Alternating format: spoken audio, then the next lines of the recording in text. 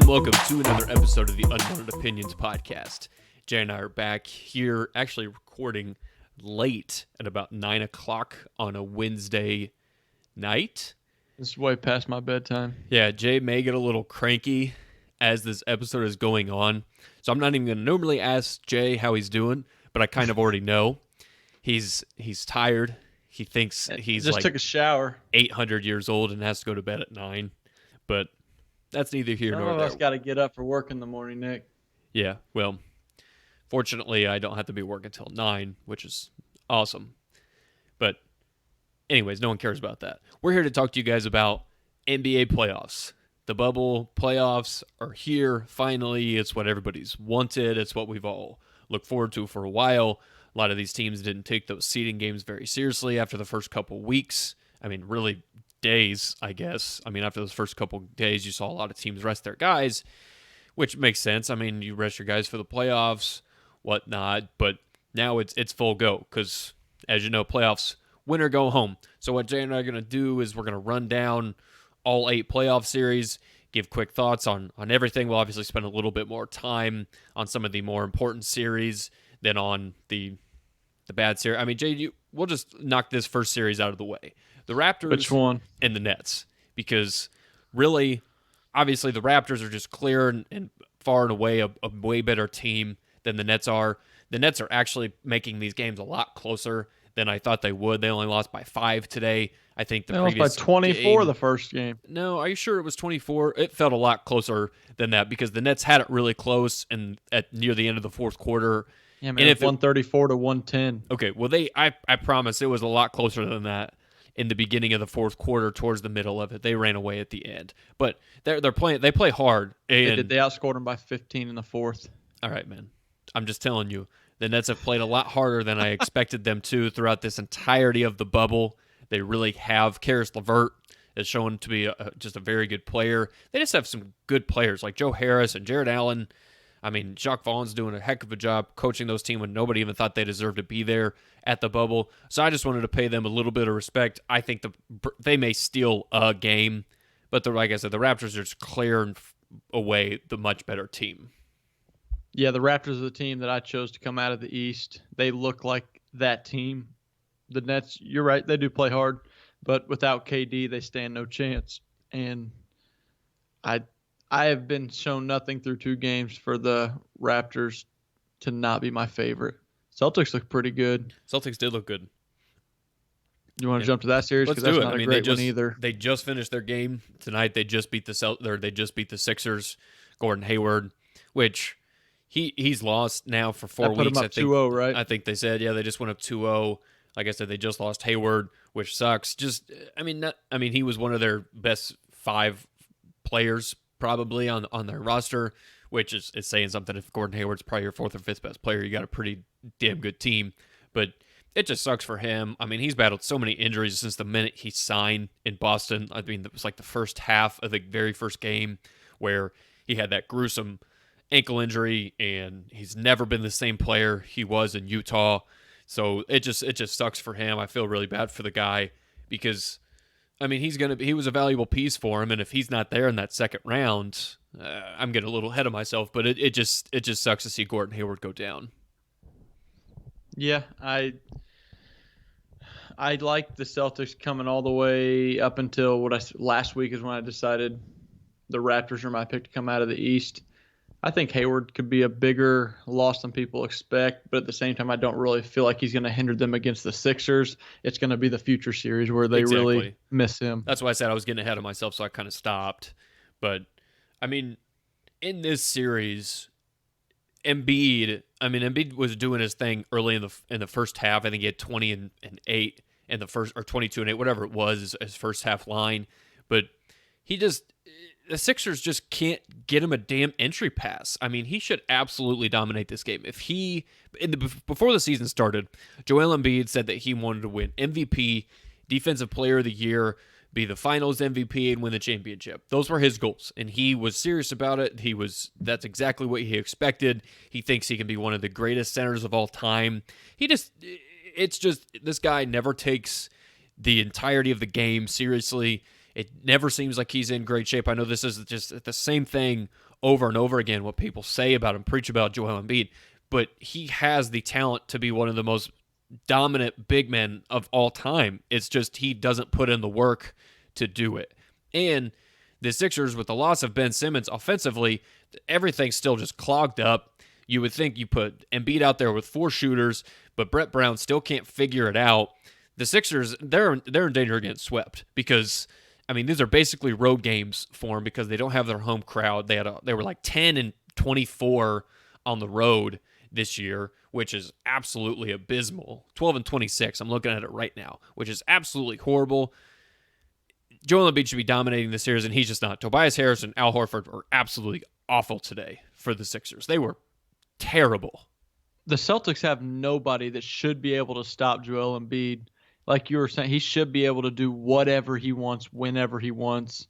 And, yeah, you look at his stats and he puts up 34, but it's like, one, they're going to need more than that out of him to win. They do. And two, it's a quiet 34. You know what I mean? Like he's not doing anything to take the game over. And I think the Celtics know that as long as they somewhat contain him and make everyone else beat them, they should be okay. Because if you flip the script, the Celtics have more mismatches than the 76ers do, in my opinion. Absolutely, because now with the loss of Ben Simmons, they don't have anybody who can guard Jason Tatum. I mean, they just don't. Because, I mean, Thibault is probably their best option, but, I mean, the dude can't score. I mean, he is no threat whatsoever offensively. He was, in 25 minutes tonight, Matisse Thybulle had 2 points, and he was a plus-minus of -30 when he was on the court. I mean, he is probably, like I said, their best defender, but he makes absolutely no difference on the offensive end. So, I mean, it's basically you're just putting it. It's like he's sort of like an Andre Roberson type player. I mean, he's out there only for defense, but no one's going to respect him offensively. And like I mentioned, they don't have any shot creation outside of Embiid now since Simmons is gone. Because when Simmons is there, if he's not hitting a shot, which I mean, no, he's really not a great scorer, as basically everybody knows. But I mean, he still affects the game because he can get other people involved. He's probably one of the best 10 defenders in the whole entire league. So it's just, there's a lot of problems for the Sixers. As you know, Jay, I picked them to go to the finals this year. But like I said, they're in danger of getting swept because there's a lot of problems in Philly, and they invested a lot of money into the wrong pieces. You think Jimmy Butler's back there laughing to himself a little bit? Absolutely, he is. I mean, I would be. We'll go to that series here in a minute, but I mean, look what they're doing. Look what he's doing with the Heat, man. I mean, they're really good. Nobody expected that team. The Heat are a really good team. They're doing. But I mean, and then you just flip over to the Celtics for a minute. Like I said, I think they're going to miss Hayward, not in this series, but depending on how long he's out, he's another 6'8" interchangeable wing on the perimeter to play against Toronto, which that's where they're really good is on the wing. But if Jason Tatum keeps playing, I mean, he was 8 for 12 from 3 in this past game tonight against the Sixers. I mean, he was really, really good. And like I mentioned, Philly just has no answer for him on the perimeter. They have nobody they can throw at him. Nope. And that's why I think you gave the Nets one game. I believe the Nets will get swept. I'll give the Sixers one game. Yeah, well, if they play with this energy and just sheer, it don't even look like they enjoy playing with each other. Because, I mean, we saw in the seeding game when, I think it was don't think they do. The first or second seeding game when Joel Embiid and Shake Milton already had gotten into it. And then after that, Embiid tweeted that he was so happy that Shake hit the game-winning shot or whatever. I'm just like, okay, that's just fake, and you just want people to think you guys are okay. But there's just a lot of problem for the Sixers, and I thought this was a bad matchup for Boston on the interior, but they do a really good job of doubling Embiid. And like I mentioned, the Sixers just don't know how to throw an entry pass. I don't know. They just don't seem. There's just a lot of problems there, but Boston's look good. Boston's look really good. What series you want to go to next? You know, we're all in the East. Let's just finish out the East. Let's just do Let's just do the other 2 series in the East. Let's go to Miami and Indiana next before we hit that 1-8 with Milwaukee and Orlando. For Miami and Indiana, I really wish that the Pacers were at full strength because it would be a much better series. I think Miami ended up winning by what I think it was 12 the other day. But I mean, Yeah, they they don't have won 113 to 101. they don't have Sabonis.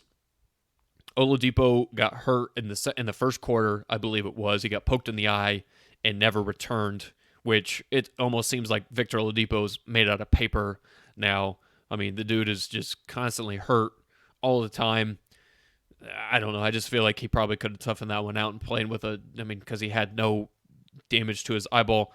I don't know, but I think the Pacers will probably get a game out of this, but Miami's just the clearly better team. I mean, Miami is so good defensively. They have so much 3-point shooting with Hero and Duncan Robinson and Dragic, and I mean everybody just shoots for 'em and shoots well. I mean, they're one of the best 3-point shooting teams ever.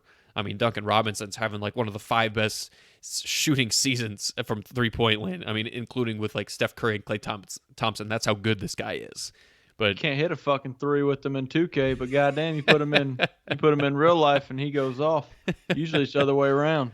But in defensively, they just smother you. They're another team that has a lot of wing defenders and Butler and Bam Adebayo, and I know some of these guys. Jay Crowder is a decent guy. I mean, if he's your 7th, 8th best player, that's a pretty good 7th or 8th best guy. And their bench unit is good, and they're very well coached. We know how good of a coach Eric Spoelstra is.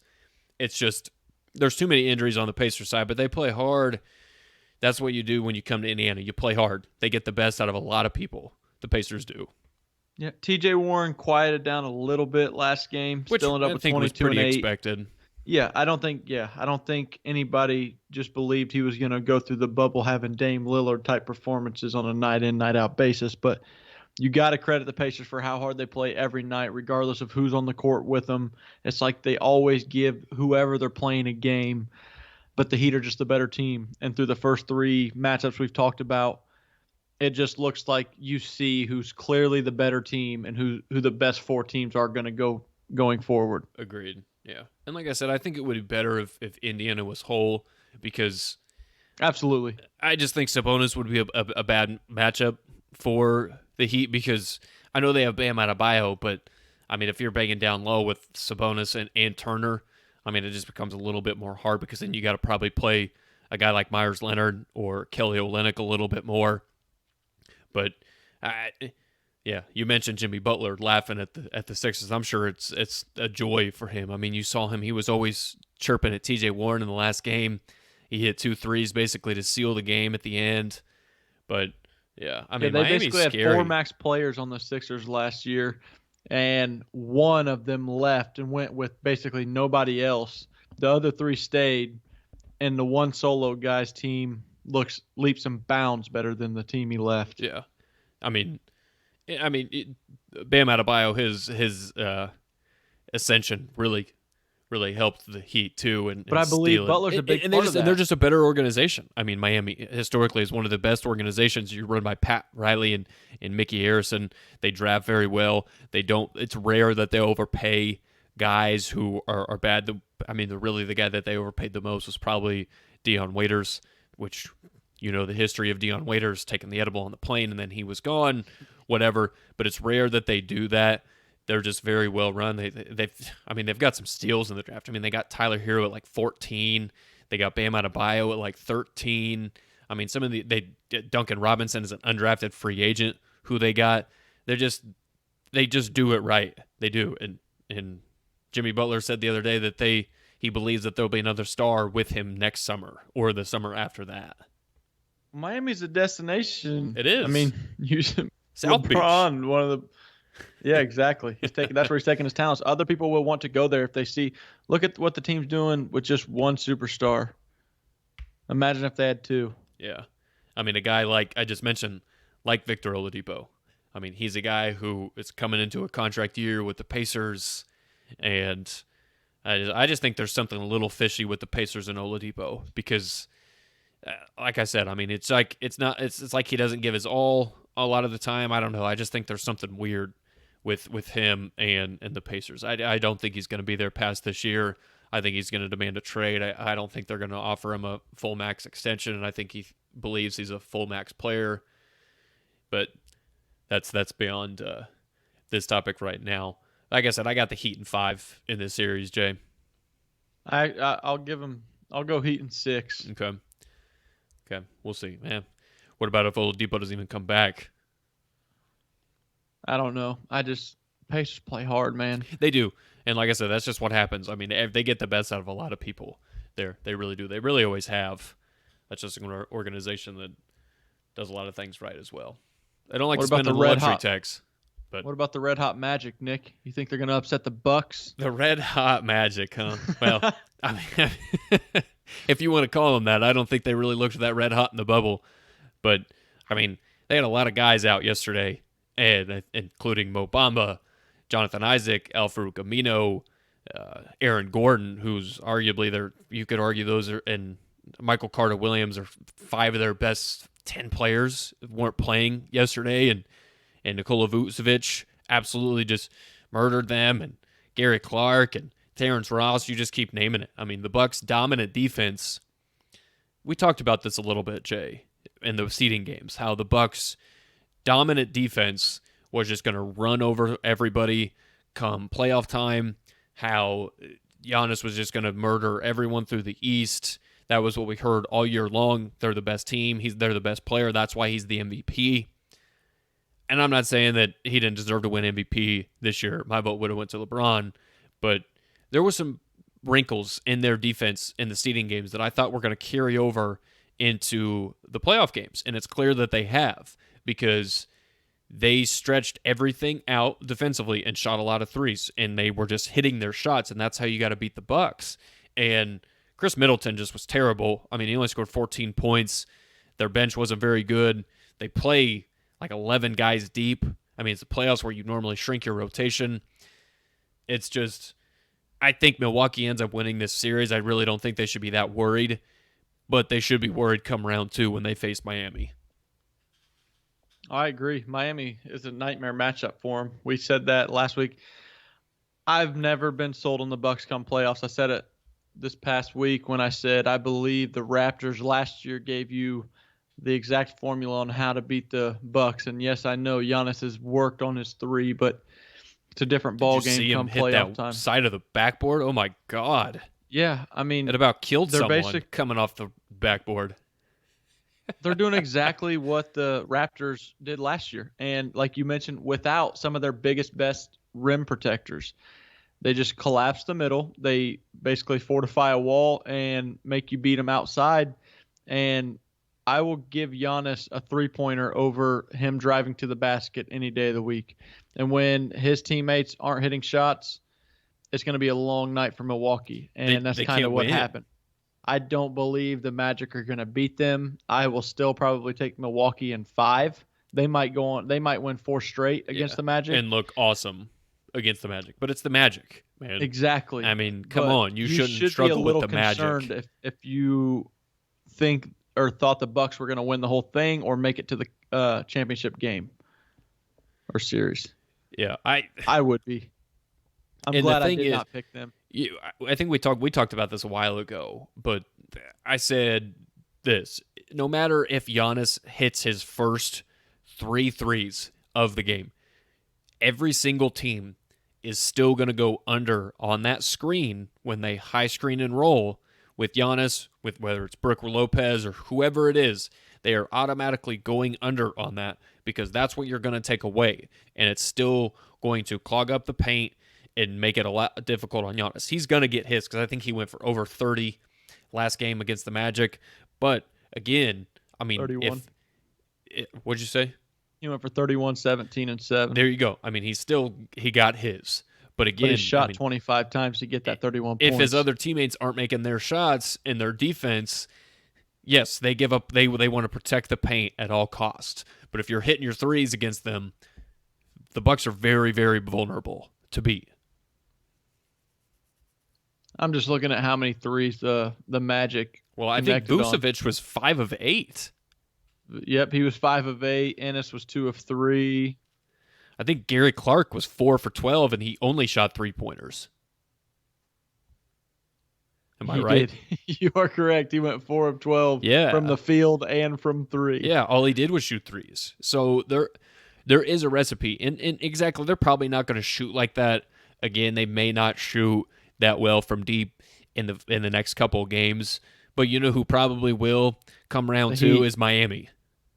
And so the Bucks have to be, I think, really worried about seeing them because George Hill, with the bubble, there's no fans, there's nothing. George Hill talked about it. He said it's weird because we worked so hard all year for this 1 seed. We thought we were going to have that advantage, but you don't. You're just not going to have it. And that's the same thing with all of these teams. I mean, everybody's experiencing this. But yeah, I mean, it really does suck for those high seeds that have absolutely no value when they play because it's just like you're in a gym just playing I don't want to say like a pickup game, but kind of because that's how quiet it is in there. I mean, they filter in a little bit of music like normal, but it's not like it's just different. I agree with you 100%, my friend. I think you need to be a little concerned with the Bucks, but not in this series. I mean, everybody just wants to freak out because they're the 1 seed and lost to the 8, and it's the Magic. So, and they didn't have a lot of their best players, as I just previously stated. But yeah, I think you may want to worry Bucks fans just a tad. All right, Jay. Where do you want to start in the West? The fucking horrid calls out of the Dallas and Clippers game. That's where I want to start. All right. Hit us up, Jay. And just so you know, as of right now, Dallas is up 24-12 on the Clippers. They came out hot. Porzingis is pissed. Yeah, which he should be. We'll go right to it. The Mavericks, I mean, they came out ice cold. I don't know what the start was. I think it was like 18 to 2. Yeah. Yeah, it was bad. Yeah, it was terrible. And Luka just turnover after turnover in the beginning. And then I don't know what happened, but they started figuring out and they started calming down. They started playing together as a team, making shots. Luka starts doing his thing. I mean, Porzingis offensively looked like their best option before the 2 horrid calls. But terrible calls. So early on, Porzingis gets called with a stupid-ass technical for punching the air in the direction. And honestly, on a clean block of Paul George. I agree. Clean block on Paul George. I'd be pissed too. You're in the playoffs and you have emotion. And by the standards that the rule book was written, that probably is a technical foul if you look at it and want to be so specific because he threw a fist out of anger, was not trying to punch anybody. That's very clear. He was not trying to punch anybody. He was just throwing his fist up like, what the hell? I'm mad. And the ref tees him up because he throws a fist in his direction. And by the rule book, that's a technical foul. Whatever. That's some bullshit to begin with. It's just stupid. At some point, you got to take off your little pride sweater of being a referee in the middle of the court, wanting everybody to look at you and you control the game, and just realize, let them know, give them a verbal like, hey, you can't be doing that. I get you're frustrated. We'll get it next time. But you don't call a technical foul on someone like for that in the playoffs. Then to turn around, and granted, this is where I think Porzingis should have been more aware of what's going on. Clearly, these refs are a bunch of D-bags and don't have a clue what's going on. So as a star player, you have to be aware and know, I already got one tech. If I get another, I'm getting thrown out. Mm-hmm. Again, I don't think he did anything to earn the second technical foul other than come to the defense of his teammate. He didn't punch the Morris. He didn't throw him. He didn't push him. He literally just stuck his hand out like, hey, he was the one that got pushed. And then, yes, he got pushed, and they both get technical fouls. And since that was his second one, he gets kicked out of the game. And I'm like, you have got to be shitting me, because the Mavericks just came back. We're up, I think, like 71-65 at that point. Yeah, and they were. Who knows? The Clippers are a pretty good fourth quarter team. They might have come back and won that game with or without Porzingis in there. I don't know. But that was a huge turning point. The Mavericks were up in that game when they kicked out arguably the best player up to that point in that game. Yes, I think Luka's the better player on the team, but they got rid of rim protection with Porzingis. They got rid of their second best offensive player in Porzingis. And it sucked seeing the game decided that way. I agree. It's like the refs, exactly, you said it, their pride hats or sweater or whatever you mentioned. I don't even know what I said. I saw red. Something like that about the refs, because when they feel they're getting shown up, that's when they want to exert their power and be like, look, really, I can kind of control the game by the way I want to blow the whistle tonight. I mean, because depending on if they let a little contact go, if they just, I don't know. I mean, it really just varies between game night to night, or who's officiating, what they're feeling that day, if they have any animosity towards a certain player, and I don't think they do towards Porzingis. But I mean, it was a terrible call.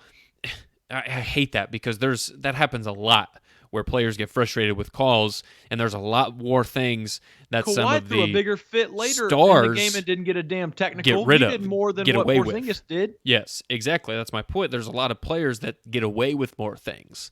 Like, it's almost as if the referees are scared of certain players, so they don't call certain things on them. Like, I used I to was think thinking the same thing. referees are scared of Draymond Green, so referees are very weary of what to call on Draymond, or a guy like Pat Beverly who will get in their face and really challenge them.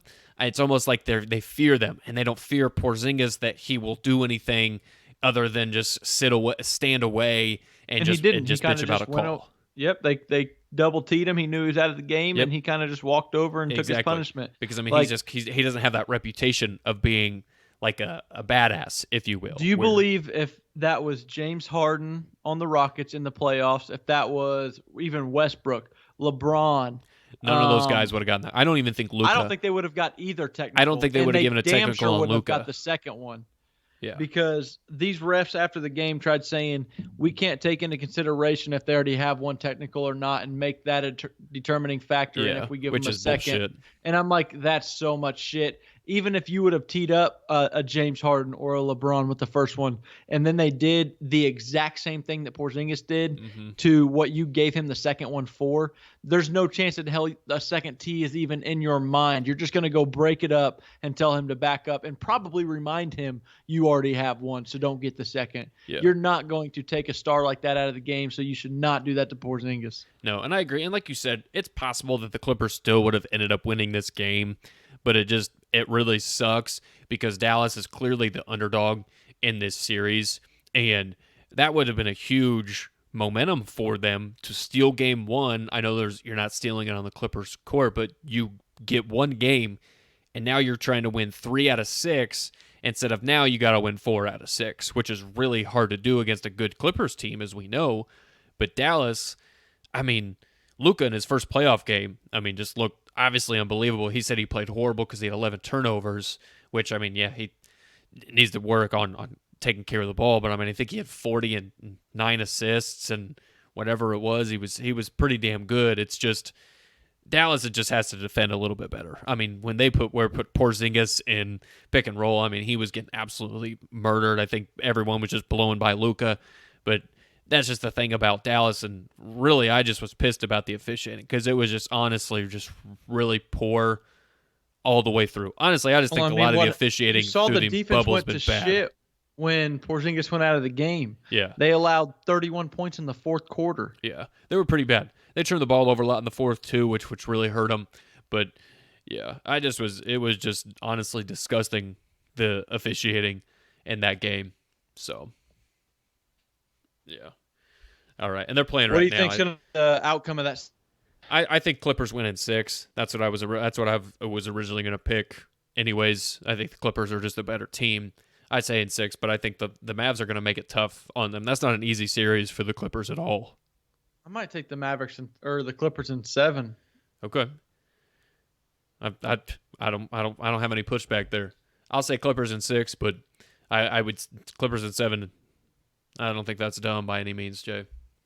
All right, you want to go Jazz Nuggets? Yeah, the Nuggets came out How hot the hell you score 57 points in and game lose? 1, and then Utah evened it up today because you saw what were Jamal Murray's in numbers in game 1? 57, 9, and 7. No, Jamal Murray for Denver. 36, 5, and 9. Yeah, and then what were his numbers tonight, Jay? Pull those up. Give me those, because I had a feeling after game 1 when he goes for 36 and 9 that he was going to have a major letdown in game 2, because that's a lot what Jamal Murray does. He is very inconsistent. He is getting paid like he's a max player, but I don't think that he is because he's so 14-4, Nick. exactly he's so inconsistent. I didn't even know what his numbers were, but I knew by watching the game that he was not very good because I think he only had like 4 in the first half, I believe it was. It's His just plus minus on the court was -20. there you go. He was awful. He was really bad, and that's why I don't know what you're going to get from the Nuggets night in and night out because I always know what you're going to get from Jokic, but it's who else? Because Jamal Murray is supposed to be this guy who's their number 2. Michael Porter Jr. He's basically a rookie. Where I mean, he's only getting Michael Porter's a problem. he's damn good offensively. I mean, but the Nuggets don't defend anyone. The Nuggets are one of the worst defensive teams in the entire bubble. They've been really bad. It's just They didn't really get anything out of their bench in the second game. No, and they're kind of depleted. I know Gary Harris is still out, and Will Barton just left the bubble to rehab his knee, so he's still going to be out too. But, I mean, they can show a little bit better effort defensively. The Nuggets can. They absolutely can. This is the one, I think, of all the series, the one where I really don't know which way you'd lean. And I'm going to take the Nuggets in 7. Okay. Who do you think's the better team, and who do you think's going to pull out the series win? I don't know, man. I know you could go either way. I said before in those first couple games after Utah looked just so bad that I thought no matter who they played in the playoffs, they were going to get swept, and that's clearly obviously not true because it's tied 1-1. But if Donovan Mitchell keeps playing like this, I could really see Utah pulling this out because I think he's averaging 44 over his first 2 games. I think he was like 6 of 7 from 3 tonight, or I guess today because they played at like 4 o'clock. But I just don't know. It depends on what Jamal Murray we're going to get. He's just too inconsistent for me. I'm actually going to take Utah in 6. I think Utah wins this series. You might take Utah. That's why I said I think this is one we're going to be split on. Yeah, I'm taking Utah now. I'm backtracking on. I think they were going to get swept. I just like them better in this matchup. I think getting Conley back, I think he's going to be ready for Game 3. I think that's going to be big for him. But I really like Donovan Mitchell in this role of playing point guard. And it's a good matchup for him because Denver has nobody to guard him. And that's incredible for him. It's a huge advantage for Utah because they don't have a guy who can stay with him. So I like Utah in this matchup. I really do. All right. You want to go Thunder Rockets? Yeah, we'll go Thunder Rockets, and then we'll end with Lakers and Blazers. All right, give me your. I'm gonna start calling them your Rockets, Jay, because you kind of fell in love with them after they traded for Russell Westbrook. Yeah, man. Everybody. I don't want to say everybody because there were some people that said that Westbrook could work with Harden, but I would say a lot of people, maybe even the majority of people, said that they couldn't work together and it just would not work out and just wrote them off as a contender. And I was one that I thought they could work, and clearly they are working, and they're even working without Westbrook right now. And I told you last week that I liked the Thunder, their story and everything, but when it came to the playoff time, no matter who they matched up with, I liked the other team. I thought whoever they played, they were going to get beat by. And I mean, James Harden only had 3 assists, but went off for 37, and they beat him by 20, a little over. No, 123 to 108. Okay, but I mean, Thunder, kind of like the Pacers, they play hard, but they're just outmanned in my opinion. And the style that the Rockets play, especially, did Schroeder even play? He did, but that was his first. He had just gotten back to the bubble after his wife gave birth to their second kid. You can't expect too much. So he's still got to, I think, get a little bit of his legs under him. But Shai Gilgeous and Chris Paul sucked. I mean, just flat out, they just weren't good enough. They weren't finishing at the rim. Those two guys. This was Chris Paul's time to shine against his former team that shipped him out. Yeah, I mean, he had a sit down with Chris Haynes before and said that him and James don't really have any beef, but they just don't talk. They're not really cool anymore. But this is an opportunity for both of those guys to either, because the Rockets are going to play a lot of one-on-one defense. I mean, the Rockets don't send a lot of help. They basically just say, hey, we're going to man everybody up and play you one-on-one. We switch everything. We don't send a lot of double teams unless they have obviously a guy at the post who's going to kill him, like Steven Adams just doesn't have the offensive firepower to do that. And I mean, he Does played anybody on well. the Thunder really scare you offensively? No, I mean, Danilo Gallinari had a good game, but I mean, it's just they and it's going to be hard to beat the Rockets when they shoot that well from deep. I mean, they've resurrected Ben McLemore out of the fucking dirt. I mean, this dude was dead on the Kings organization. I think he had bounced around a couple other teams, and then the Rockets just brought him up from the ashes. And every time he shoots, I think it's going in because he's just been so damn good in the past couple games. I mean, Eric Gordon looked healthier. He looked pretty damn good. I think that 4 months off and really helped him get that knee right because he had surgery in the middle of the season. But and it's not this series. I think the Thunder are going to lose this year. I think that was a huge game that they had to take with Westbrook being out. But it's just, I think the Thunder are going to make it. I think they get a couple games in this series because Houston won't shoot like that every single night, and I don't expect Chris Paul and Shai Gilgeous to play that badly every single game and their defense just to be horrible. I think the Thunder miss Dort a lot on Harden, but if Harden plays like that, I mean, Harden was just he was just unbelievable. So you'll take the Rockets in 6? I'll take the Rockets in 6. I'll take a sweep. Wow. I just don't think the Thunder are that great. I think they're a fun story, but I don't think their talent is comparable. We'll see. I don't expect the Thunder to play that poorly every single night. And like I said, I don't expect Houston to shoot that well from 3 every single night. No, but that's what Houston does. They do, and they're going to shoot like 63s a game. They're just going to do that. And I'll tell you what, Daniel House honestly has turned himself into a pretty nice player. I mean, he used to be just a guy who stood in the corner and shoot a bunch of threes, but I mean, he's added a little bit more to his game.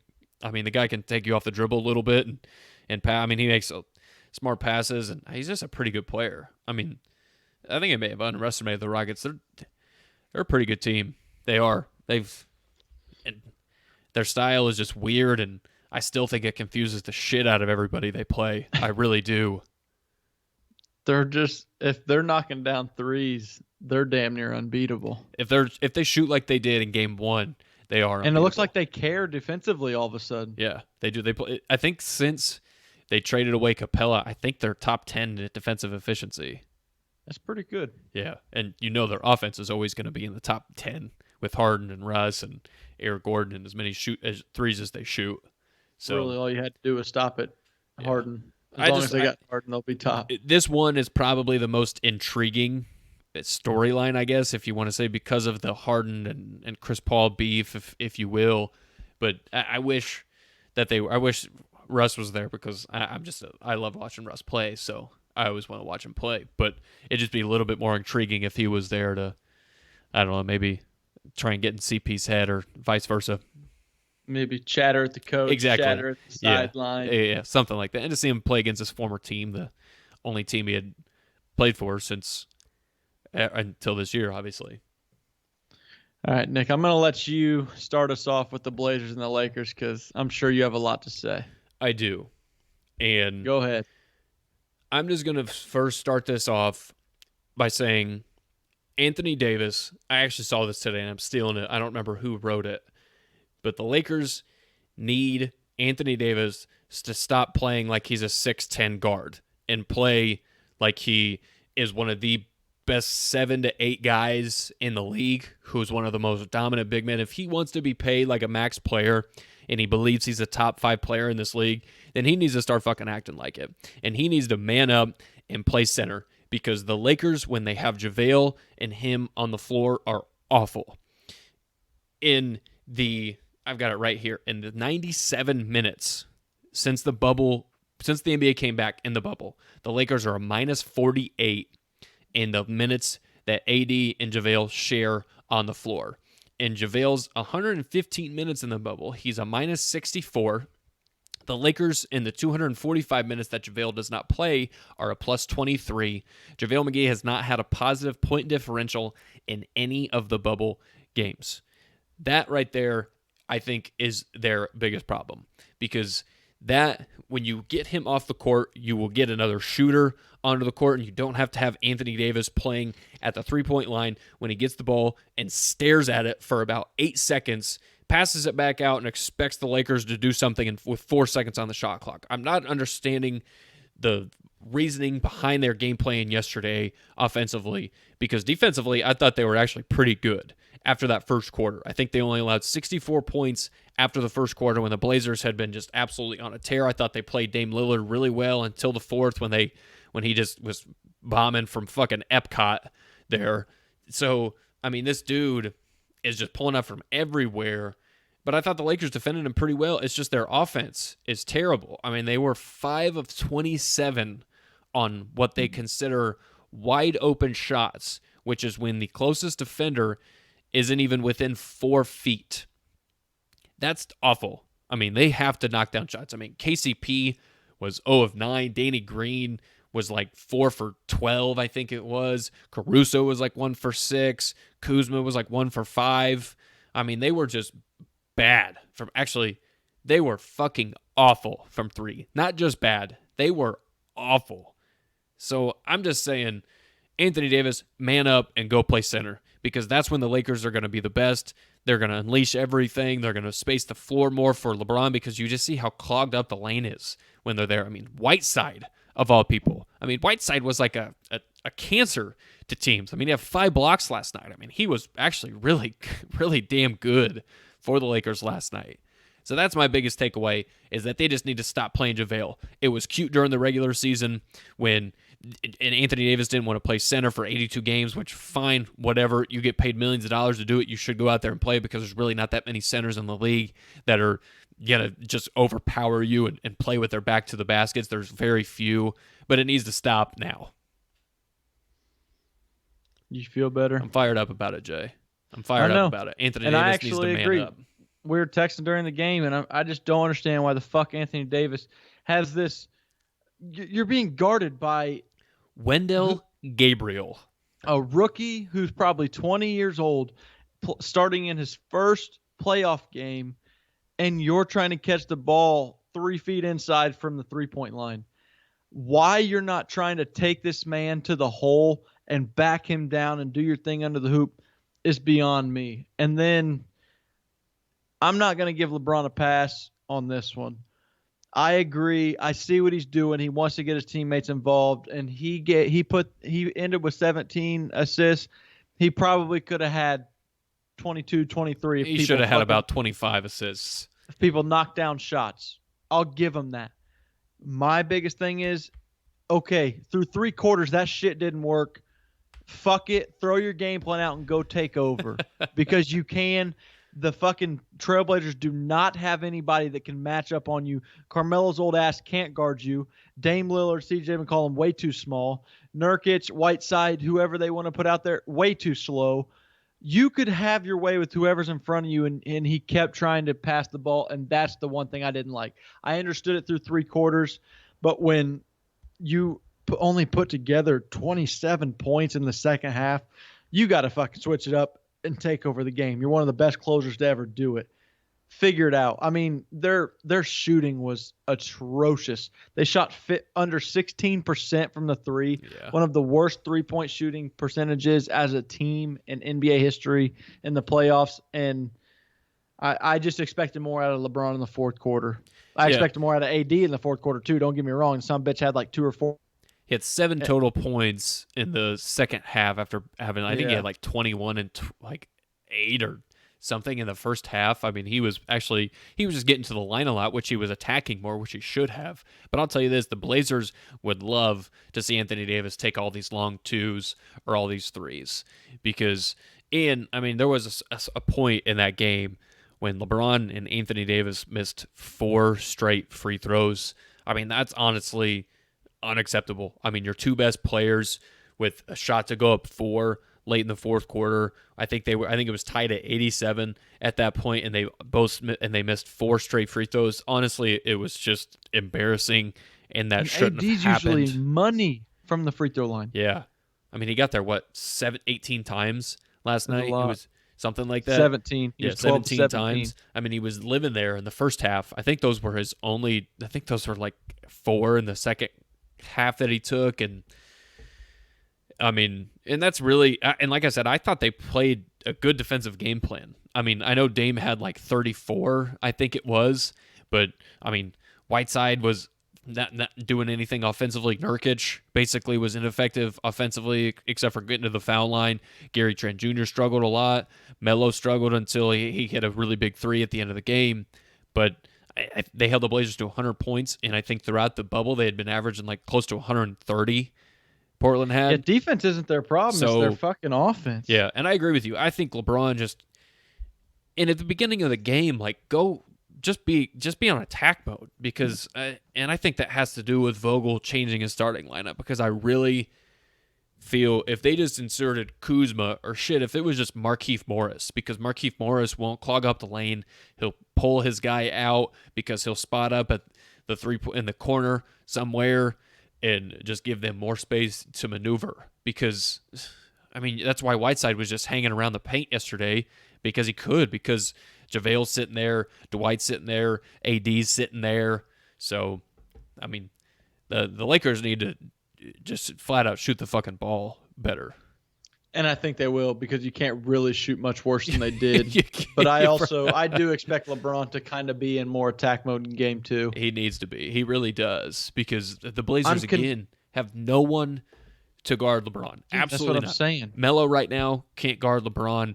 Gary Trent Jr., LeBron can overpower him. If they even try to put Dame or CJ, both of them are tremendous offensive players, but bad defensively. If they dare to put Mario Hezonja, who's I just can't believe he's still playing in the NBA and is getting playoff minutes for a team. That shows you how bad the Blazers' depth is, because they solely rely on their starting 5 in Whiteside, basically. Yeah, I got a couple closing thoughts from that. One, I am a little concerned about the Lakers' offense right now.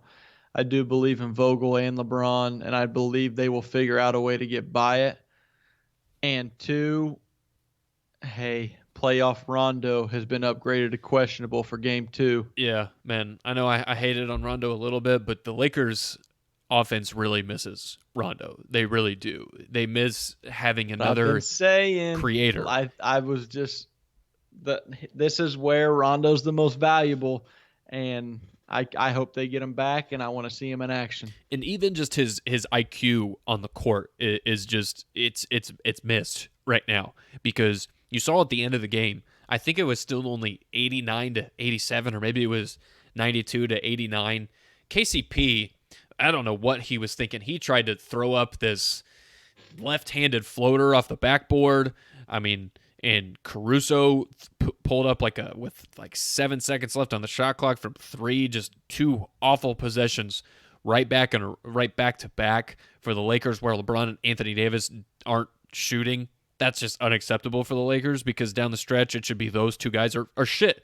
At least Kuzma, because I thought Kuzma was playing really well, and then Vogel takes him out for KCP, and then that's when Dame hits those 2 threes. So yeah, to me, they gave KCP, 25 minutes or something, and he had 1 point.